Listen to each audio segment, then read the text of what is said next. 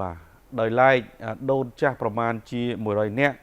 រស់នៅក្នុងភូមិចំពោះក្អាយសង្កាត់ព្រែកថ្មីបានទទួលសង្ឃកទាន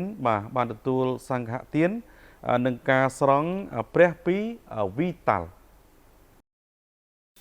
លោកតាលោកយាយប្រមាណ100នាក់បានទទួលសង្ឃទាននឹងការស្រង់ព្រះពីថ្នាក់ដឹកនាំនិងបុគ្គលិកក្រុមហ៊ុនទឹកពិសាវីតាល់និងមូលនិធិ25រៀលដែលបានបន្តផ្ដួចផ្ដើមរៀបចំកម្មវិធីស្រង់ព្រះជូនដូនចាស់អញ្ជើញមកពីភូមិចំពោះក្អាយសង្កាត់ព្រែកថ្មីសម្រាប់ឆ្នាំទី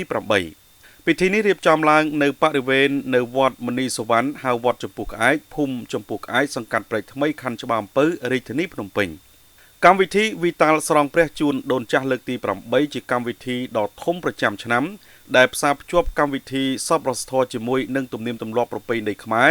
តាមលំអានព្រះពុទ្ធសាសនាក្នុងគោលគំនិតសម្ដែងនៅការគោរពនិងការតបស្នងសងគុណ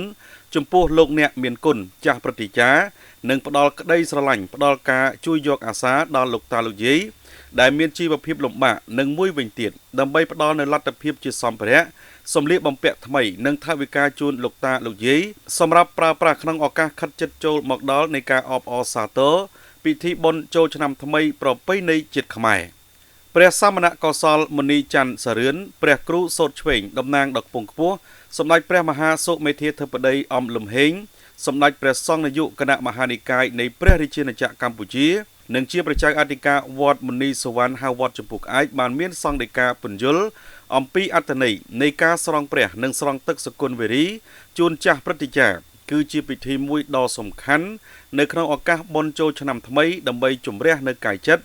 ដែលមានអកុសលនៅក្នុងចិត្តពោលគឺត្រូវលាងឲ្យជ្រះនៅក្នុងឆ្នាំនេះដោយទឹកតំណាងភាពត្រជាក់ដូច្នេះនៅពេលស្រោចស្រពលើរាងកាយជនណាម្នាក់ហើយ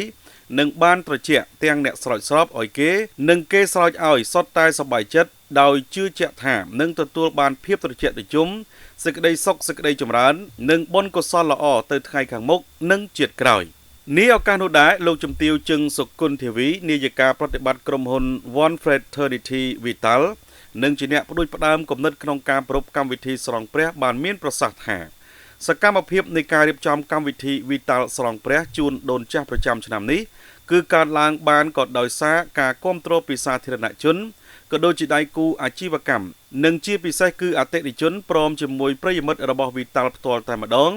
ដែលលោកតែងតែគាំទ្រជានិច្ចនៅសកម្មភាពសប្បុរសធម៌ដ៏ប្រពៃណីជាច្រើនឆ្នាំរួចមកហើយលោកជំទាវនាយិកាប្រតិបត្តិបន្ថែមថាការគាំទ្ររបស់អតិថិជន Vital គឺបានធ្វើឡើងដោយផ្ទាល់តាមរយៈការប្រើប្រាស់ Vital ដោយគ្រប់គ្នា